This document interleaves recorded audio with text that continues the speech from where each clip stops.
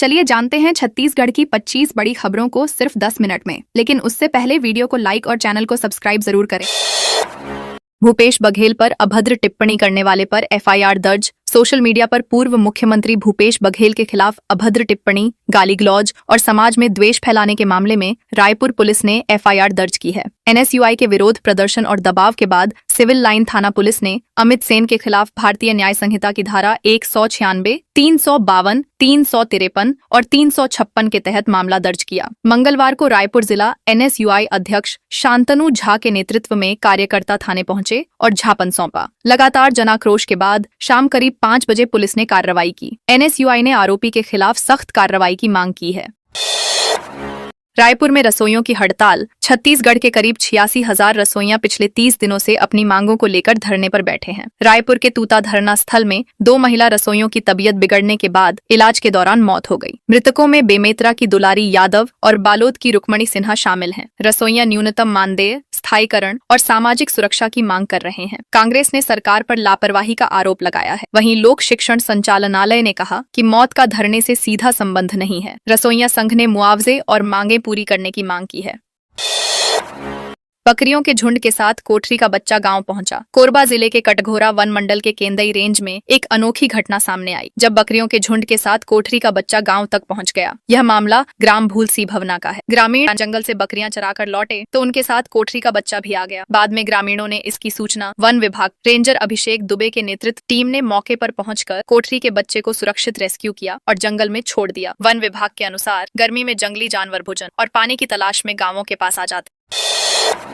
स्कूलों के 100 मीटर दायरे में तंबाकू गुटखा बिक्री पर प्रतिबंध। जशपुर जिला प्रशासन ने स्कूलों के 100 मीटर के दायरे में तंबाकू और गुटखा की बिक्री पर पूर्ण प्रतिबंध लगाने के निर्देश दिए हैं। यह फैसला कलेक्टर रोहित व्यास की अध्यक्षता में हुई जिला स्तरीय समीक्षा बैठक में लिया गया। बैठक में डीआईजी एवं एसएसपी लाल उम्मेद सिंह भी उपस्थित रहे। नशा नियंत्रण, जन स्वास्थ्य और सड़क सुरक्षा को लेकर सख्त निर्देश दिए गए। कलेक्टर ने कोटपा एक्ट के तहत प्रभावी कार्रवाई, चेकिंग अभियान तेज करने और जन जागरूकता बढ़ाने पर जोर दिया। मादक पदार्थों की तस्करी पर कड़ी निगरानी रखने के निर्देश भी अधिकारियों को दिए गए।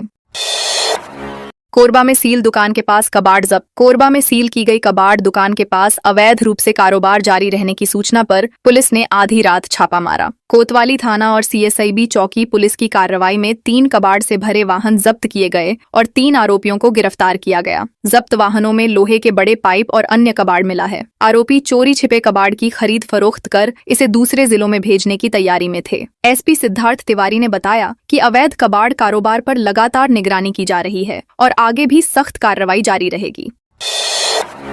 अंबिकापुर के वाटर पार्क में हंगामा। गणतंत्र दिवस पर अंबिकापुर के वाटर पार्क में युवाओं के बीच जमकर मारपीट हुई। एक युवक को लेकर युवतियों के बीच विवाद इतना बढ़ गया कि कई गुट आपस में भिड़ गए। इस घटना के करीब 6 वीडियो सोशल मीडिया पर वायरल हो चुके हैं। मामला गांधीनगर थाना क्षेत्र का है। सूचना मिलने पर पुलिस मौके पर पहुंची, लेकिन मंगलवार शाम तक कोई एफआईआर दर्ज नहीं हुई थी। गणतंत्र दिवस के चलते वाटर पार्क, संजय पार्क और सैनिटरी पार्क में भारी भीड़ थी। पुलिस वायरल वीडियो के आधार पर मामले की जांच कर रही है और पहचान के बाद कार्रवाई की बात कही जा रही है।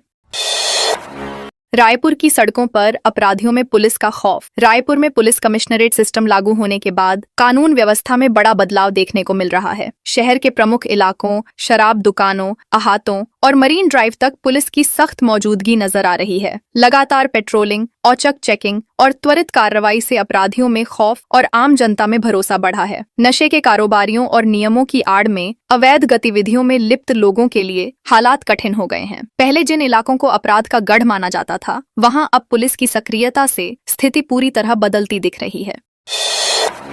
बलौदाबाजार में मेडली पर पोर्टल पर बैठक। बलौदाबाजार में पुलिस और चिकित्सा विभाग के बीच समन्वय मजबूत करने को लेकर मेडली पर पोर्टल पर महत्वपूर्ण बैठक आयोजित की गई। एसपी भावना गुप्ता के निर्देश पर हुई बैठक में सभी राजपत्रित अधिकारी, थाना प्रभारी और चिकित्सा अधिकारी शामिल हुए। बैठक में मेडिको लीगल केस और पोस्टमार्टम रिपोर्ट को समय पर ऑनलाइन अपलोड करने में आ रही तकनीकी और व्यावहारिक समस्याओं पर चर्चा हुई। अधिकारियों ने समाधान निकालने और प्रक्रिया को सरल बनाने पर सहमति जताई। सीसीटीएनएस परियोजना के तहत पोर्टल के बेहतर उपयोग और समयबद्ध रिपोर्ट अपलोड सुनिश्चित करने के निर्देश दिए गए।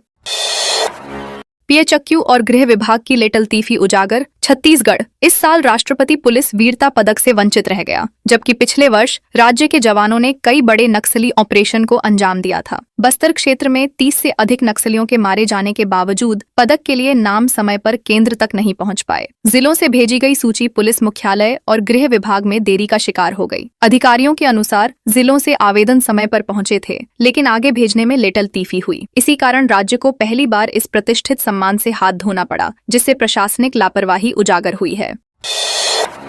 5,000 पदों पर होगी शिक्षकों की भर्ती। प्रदेश के सरकारी स्कूलों में शिक्षकों की भर्ती को लेकर बड़ी तैयारी शुरू हो गई है। पहले 4,708 पदों पर भर्ती के लिए रोस्टर तैयार किया गया था, लेकिन मुख्यमंत्री विष्णुदेव साय द्वारा 5,000 पदों पर भर्ती की घोषणा के बाद अब 292 अतिरिक्त पद जोड़ने की प्रक्रिया चल रही है। शिक्षा विभाग नया रोस्टर तैयार कर रहा है, जिसमें सहायक शिक्षक, व्याख्याता, पीटीआई, विज्ञान प्रयोगशाला शिक्षक शामिल हैं। रोस्टर प्रक्रिया पूरी होते ही भर्ती की आगे की कार्रवाई शुरू होगी। संभावना है कि फरवरी माह में भर्ती का विज्ञापन जारी कर दिया जाएगा। इससे पहले जुलाई में 5,000 पदों पर भर्ती की योजना बनाई गई थी, जिसे बाद में घटाकर 4,708 किया गया था।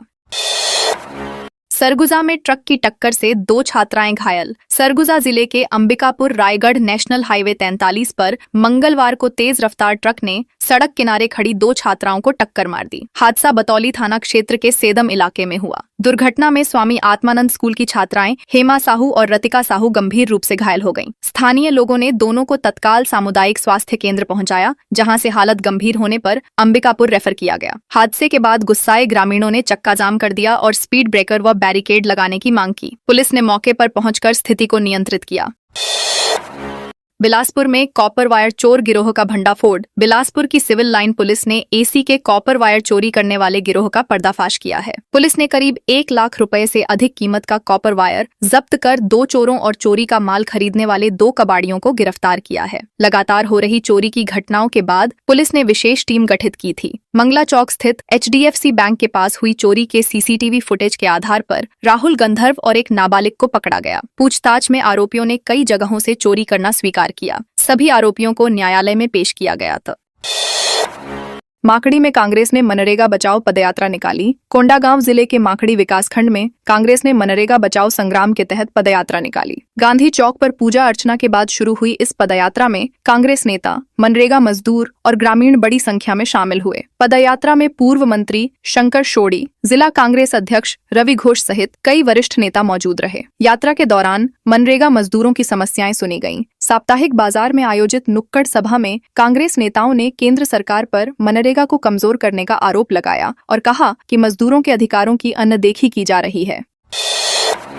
दुर्ग में बाइकर्स पर पुलिस की कार्रवाई। गणतंत्र दिवस के मौके पर दुर्ग में पुलिस ने सख्त वाहन चेकिंग अभियान चलाया। शहर के 14 प्रमुख स्थानों पर थाना पुलिस और यातायात पुलिस की संयुक्त टीमें तैनात रहीं। जांच के दौरान यातायात नियमों का उल्लंघन करने वाले 122 वाहन चालकों पर चालानी कार्रवाई की गई। तेज रफ्तार, स्टंटबाजी, लहराकर वाहन चलाने और नंबर प्लेट छिपाने वाले 13 दोपहिया वाहन चालकों के खिलाफ केस दर्ज कर उनके वाहन जब्त किए गए। पुलिस ने स्पष्ट किया कि कानून व्यवस्था से खिलवाड़ करने वालों पर आगे भी सख्त कार्रवाई जारी रहेगी।